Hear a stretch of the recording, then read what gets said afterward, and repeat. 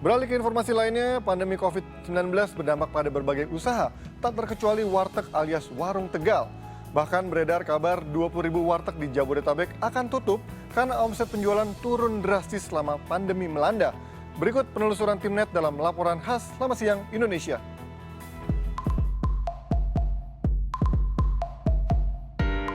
Tersebar di seantero ibu kota, siapa yang tidak kenal dengan warteg alias warung Tegal?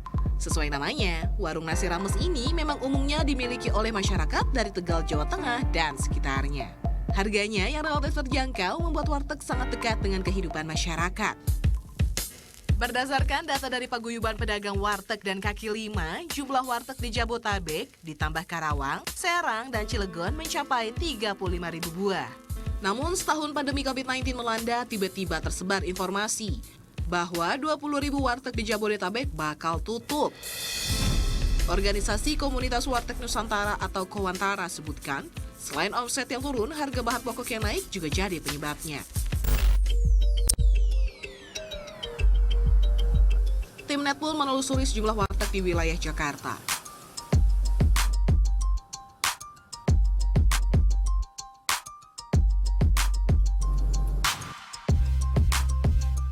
Salah satu pemilik warteg yang kami temui, Yogi, menuturkan, penutupan warteg memang benar adanya.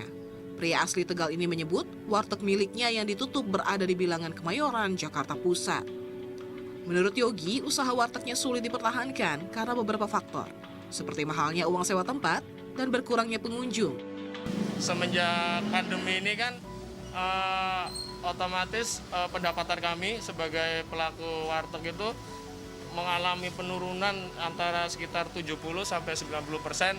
Maka dari itu ya cabang saya yang di daerah Kemayoran itu ya mau nggak mau nutup, Mbak, karena ya kita sudah kehilangan omset yang lumayan tinggi. Pengusaha warung Tegal lain yang kami temui adalah Rahayu yang berjualan di wilayah Tebet, Jakarta Selatan. Wanita yang telah belasan tahun usaha warteg ini juga terdampak pandemi. Namun, demi mengurangi pengeluaran, ia terpaksa melakukan berbagai siasat, mulai dari mengurangi menu berbahan baku mahal hingga mengurangi jumlah karyawan. Antisipasi mungkin kayak ngurangin karyawan aja ya. Yang biasanya ada berapa orang, aku pulangin berapa orang gitu aja. Jauh banget beda. Kurang sampai 50% lebih lah. 50%? Ya, walaupun kita tetap buka 24 jam, malam nggak ada orang. Good People, informasi akan tutupnya ribuan warteg tak ayal meresahkan para pelanggannya karena selengkap.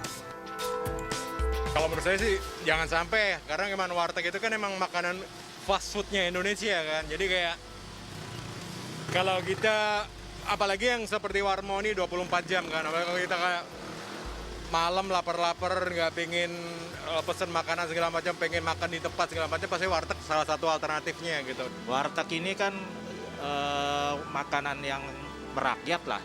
Kalau merakyat ya pastinya dengan kondisi ekonomi saat ini yang mungkin cukup sulit bagi rakyat kebanyakan, ya amat sangat tidak setuju karena harga warteg kan merakyat.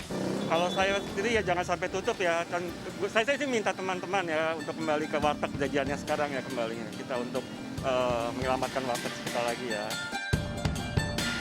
Menurut Puji Hartoyo selaku Ketua Paguyuban Warteg dan Kaki Lima, sejauh ini sudah 1000-an warteg yang tutup dan pegawainya terpaksa pulang ke kampung halaman. Berbagai upaya pun dilakukan untuk menyelamatkan para pengusaha warteg, di antaranya beraudiensi dengan DPR hingga meminta bantuan kepada pemerintah. Kami mengantisipasi dengan cara menggandeng beberapa pihak termasuk Kemenkop.